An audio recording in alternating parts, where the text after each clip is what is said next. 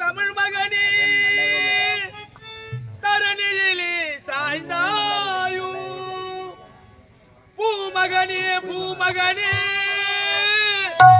புனித மண்ணில் வீழ்ந்தாய் என்னை விட்டு பிரிந்தாய்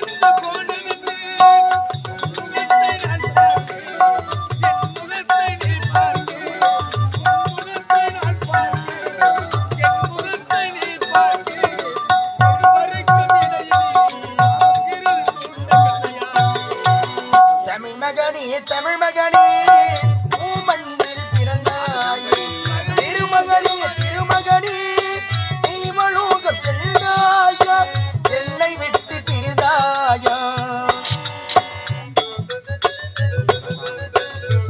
உத்தமையின் ஒரு மகனா தாய்க்கு தலைமகனா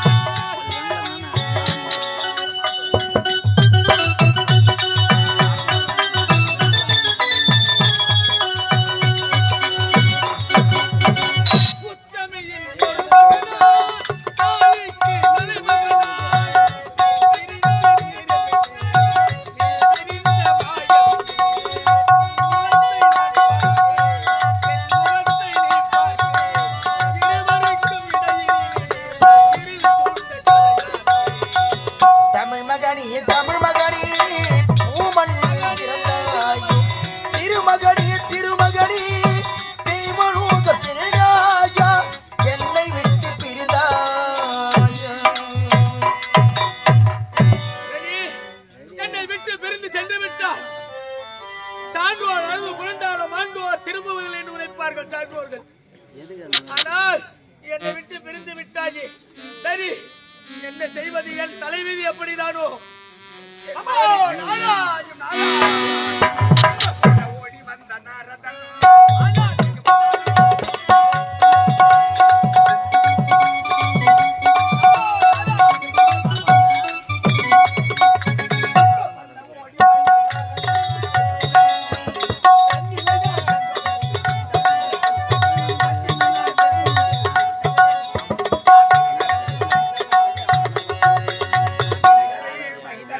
ஆனவள் தசரதன் முதல் மகனாய் பிறந்தவள் அவன் தாரக மந்திரத்திலே நின்றவள்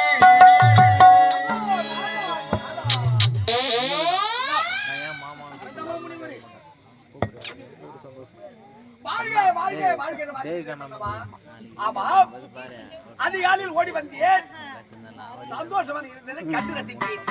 இன்று ஓடி வந்தால் மலர்ந்த செந்தாமர மலர் போல் இருக்க வேண்டிய முகமாகப்பட்டது. இன்று வாடி வந்து இருக்கிறது, என்ன காரணம்? ஐயா, கண் எமைக்கும் நேரத்திலே உலகையை வளரக்கூடிய ஆற்றல் படைத்தவர். அப்படி இருந்த போதும் காலையிலே ஓடி வந்தேன்.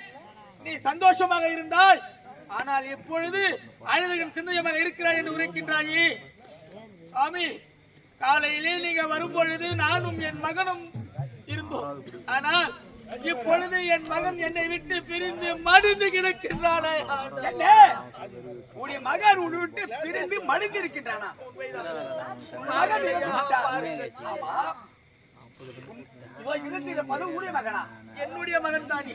ஆமா. உடைய மகன் இறந்து விட்டால் இருப்பான், கடைசியில் எனக்கு சடங்குகளை செய்து கொள்ளி வைப்பான் அப்படி என்று நினைத்தேன். ஆனால் நான் எந்த ஜென்மத்தில் என்ன பாவம் செய்தேன் என்று தெரியவில்லை. அவனுக்கு நான் சடங்கு செய்யும் பொருட்டாகிவிட்டது. ஆகையால் சுழலைக்கு எடுத்து சென்று அவனுக்கு சடங்குகளை செய்வதற்காக எடுத்து செல்கிறேன் ஐயா. இடுகாடு என்ற சுடுகாடுக்கு சென்று உடைய மகனுக்கு ஈமச்சடங்குகளை செய்ய போகிறாய். உண்மைதான். உடைய மகனுக்கு திருமணம் நடந்து விட்டதா? திருமணம் நடக்கவில்லையே. திருமணம் செய்யலாம் என்று நாள் குறிக்க ஜோதிடர் அழைத்தார். அவர் உரைத்தார், இன்றோ வெள்ளிக்கிழமை அதிகாலை சனிக்கிழமை 7:45 மணி அளவில் கட்டாய மரணம் என்று அவர் கூறியது போல் மரணம் நேர்ந்து விட்டது என் மகனுக்கு. ஆகையால் இறந்தவனை இருக்க வைத்து பார்ப்பது முடியுமா? நர உடலாயிற்றே நாற்றம். ஆகையால் எடுத்து சென்று உடலையிலே ஈமச்சடங்குகளை நடக்கவில்லையே. உடைய மகனை இடுகாடு சுடுகாடுக்கு சென்று அவனை ஈமச்சடங்குகள் செய்தார். அவன் சொர்க்கமும் போக மாட்டான், நரகமும் போக மாட்டான். இவன் எப்படி இருந்திருக்கின்றான்? திருமணம் ஆசையை மனதில் வைத்துக் கொண்டுதான் இருந்திருக்கின்றான். இவனுக்கு ஒரு திருமணத்தை செய்தால் அப்போது இவனுக்கு ஈமச்சடங்குகளை செய்யலாம். சுவாமி, என்ன கூறுகிறீர்கள்? எந்த ஒரு ஜென்மமாக மனிதனாக பூமியிலே பிறந்து விட்டால் திருமணம் ஆகாது, இறந்து விட்டால் நரகமும் அல்லாது சொர்க்கமும் அல்லாது ஆவியாகவே அலைந்து கொண்டிருப்பார். உன் மகன் சொர்க்கலோகம் அடைய வேண்டும் என்றால் அவனுக்கு திருமணம் செய்ய வேண்டும் என்று உரைக்கிறது. நல்ல முறையிலே நலமுடன் இருக்கும் மணமகனுக்கு மணமகளை கேட்டாலே தருவதற்கு பார்ப்பார்கள். ஆனால் இறந்து போன எனது மகனுக்கு யார் தருவார்கள்? பெண். நல்ல முறையோடு இருப்பவர்கள் பெண் கேட்டால் கொடுப்பதற்கு தயங்குவார்கள். ஆனால் இறந்த பிணத்திற்கு யார் பெண் தருவார்கள்? என்ன செய்ய வேண்டும்? உன்னுடைய ராஜ்யத்தில் பாதி 10,000 பொற்காசுகள் பரிசாக தருகிறேன் என்று தந்தோரா போட வேண்டும். அப்படி போட்டால் எத்தனையோ பெண்கள் பிறந்தவர்கள் திருமணம் ஆகாமல் எத்தனையோ பெண்கள் இருக்கிறார்கள். திருமணம் செய்வதற்கு முன்வந்தாலும் வரலாம்.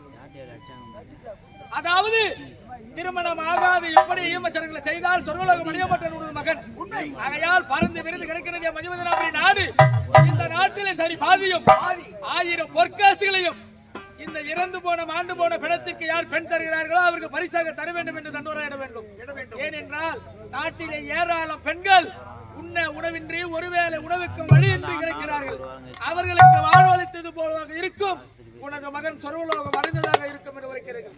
சுவாமி, நீங்கள் உரைப்பது போல் நடத்தலாம் என்றாலும் அவர்கள் எனக்கு மணமகளாக கிடைப்பதற்கு பொன்பொருளுக்கு ஆசைப்பட்டு வந்தாலும் நாள் 1 ஆகலாம், 2 ஆகலாம், எத்தனை நாட்கள் கடந்து செல்லலாம். இந்த நர ஜென்மமாயிற்றே துர்நாற்றம் வீசும். என்ன செய்வேன்? நான் பார்த்து விட்டேன்.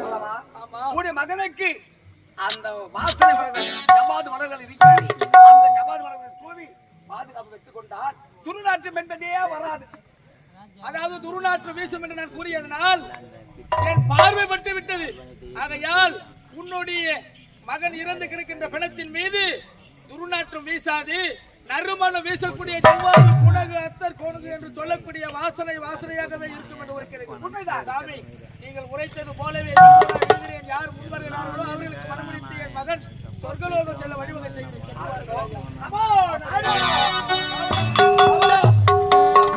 என்ன திரும்ப உரைக்க வேண்டும்? இந்த நாட்டிலே இளவரசர் சிவமணி இறந்து பிணமாக இருக்கின்றார்.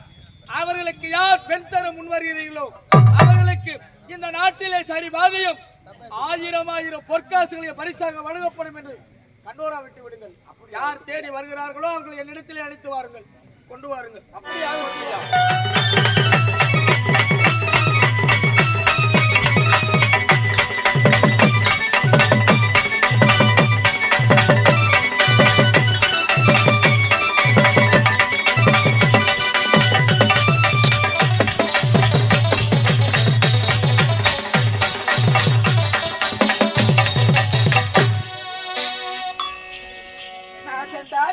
பூத்து